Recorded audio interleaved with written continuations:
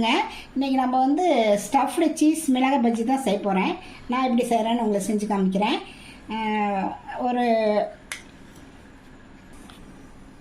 ஒரு table spoon வறுத்த வேர்க்கடலை, ஒரு டேபிள் ஸ்பூன் பொட்டுக்கடலை, ரெண்டையும் கோர்ஸ் அரைச்சிக்கலாங்க. இன்ஸ்டன்ட் பஜ்ஜி மாவு எடுத்துருக்கேங்க.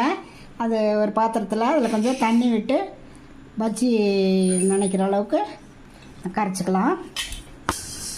இந்த பஜ்ஜி மாவு வந்து ரொம்ப தண்ணியாட்டு கரைக்கூடாது, கெட்டியாக கரைக்கணும். ஏன்னா மாவு வந்து நம்ம அந்த மிளகாய் பஜ்ஜி உள்ளே விட்டோம்னா அது மேலே நல்லா கோட்டிங் ஆகிற மாதிரி கரைச்சிக்கணும். இந்த அரைச்சிட்டு வந்த பொட்டுக்கடலை, நடக்கல்ல இப்போ அரைச்சது இதோ சேர்த்திக்கலாங்க. இதில் வந்து கொஞ்சம் சாட் மசாலா, கரம் மசாலா, ஜீரகத்தூள் இதெல்லாம் வந்து கால் டீஸ்பூனு, மிளகாத்தூள் மட்டும் 1 டீஸ்பூனுங்க. அப்புறம் கொஞ்சம் உப்பு, இதுக்கு வெங்காயத்துக்கு தகுந்த உப்பு. அப்புறம் வெங்காயம் வந்து பெரிய வெங்காயமாக ஒன்று பொடிசாக நறுக்கியிருக்கேன், அதை இதோட சேர்த்திக்கலாம். அப்புறம் மல்லி இலை, அதை இதோட சேர்த்து நல்லா கலந்து விடலாங்க.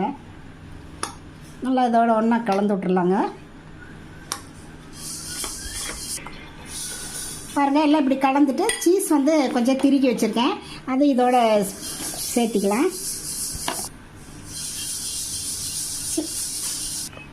சீஸையும் சேர்த்து இதோட மிக்ஸ் பண்ணிக்கலாங்க.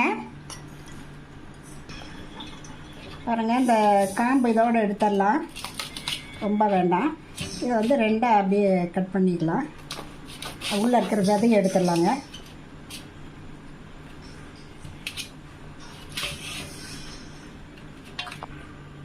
இந்த ஸ்டஃபிங் வந்து நம்ம இதுக்குள்ளே ஃபில் பண்ணிக்கலாங்க.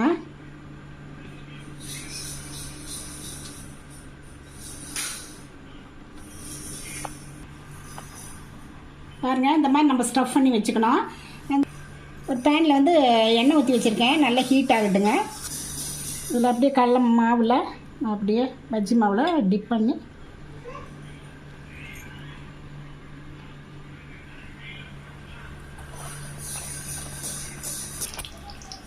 அதே மாதிரி எல்லாத்தையும் ஒன்றா போட்டுக்கலாங்க.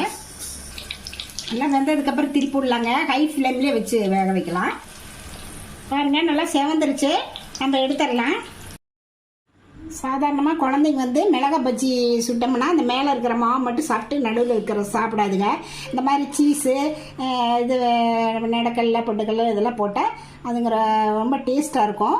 அதனால் நீங்கள் இந்த மாதிரி செஞ்சு கொடுங்க, குழந்தைங்க நல்லா விரும்பி சாப்பிடும். உங்களுக்கு பிடிச்சிருந்தா இதே சமையலுக்கு சப்ஸ்கிரைப் பண்ணுங்கள், லைக் பண்ணுங்கள், ஷேர் பண்ணுங்கள். அடுத்த வீடியோவில் வேறு ரெசிபியோடு சந்திக்கிறேன். வணக்கம்.